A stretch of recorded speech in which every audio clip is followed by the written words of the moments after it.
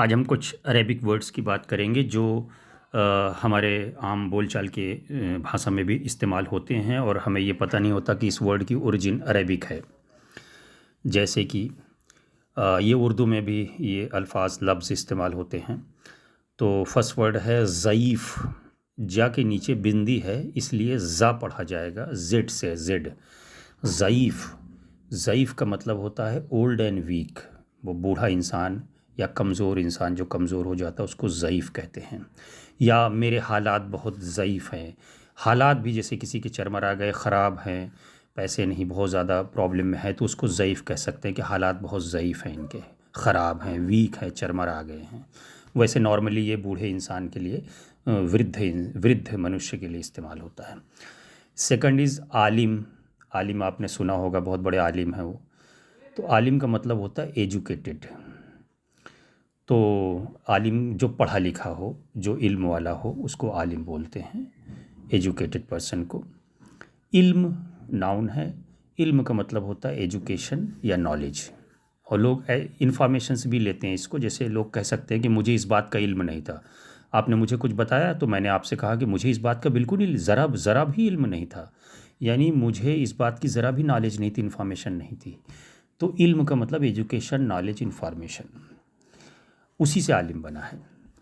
जाहिल, इसको जाहिल मत पढ़ना, क्योंकि ज़्यादातर जो उर्दू नहीं जानते लोग, सिर्फ हिंदी जानते हैं, वो जा को जा पढ़ते हैं और जा को जा पढ़ते हैं, तो वो गलत हो जाता है। तो तलफ़ुज़ या प्रोनंसिएशन और सही उच्चारण का ध्यान रखना बहुत ज़रूरी है। और जाहिल है, जाहिल नहीं है, जाहिल। और उधर जईफ़ नहीं है, ज़ईफ़ है, ज़ईफ़। तो ये जाहिल का मतलब होता है, ये भी अरेबिक वर्ड है, इसका मतलब है अनएजुकेटेड, पढ़ा लिखा जो नहीं होता उसको जाहिल बोलते हैं। खलास बहुत इस्तेमाल होता है, हिंदी फिल्मों में भी खलास खलास इस्तेमाल होता है। खलास का मतलब होता है, इसको खलास नहीं बोलेंगे, खलास, खलास, खलास।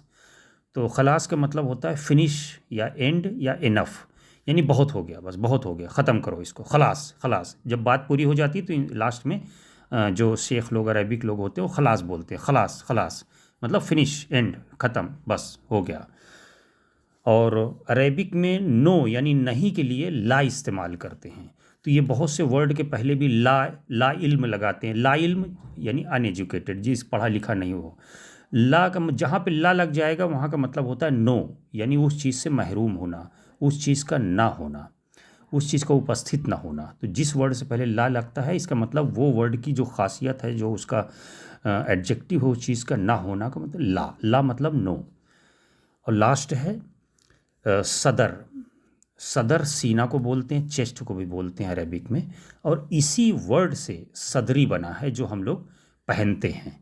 चूँकि सदरी हमारे सीने को ढकता है, सर्दी में हमें महफूज रखता है, तो सदर से सदरी बना है।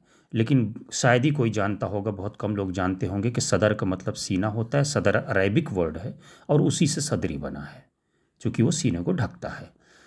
तो ये रहा आज का वर्ड्स। बाकी हम लगे रहेंगे और भी आपको बताएंगे तलफ़ुज़ यानी प्रोनंसिएशन के बारे में, उर्दू के बारे में भी, उर्दू के कुछ वर्ड्स भी आगे लेंगे ताकि आपका उच्चारण सही हो, तलफ़ुज़ सही हो, प्रोनंसिएशन सही हो और आप अच्छी तरह से लोगों से गुफ्तगू कर सकें।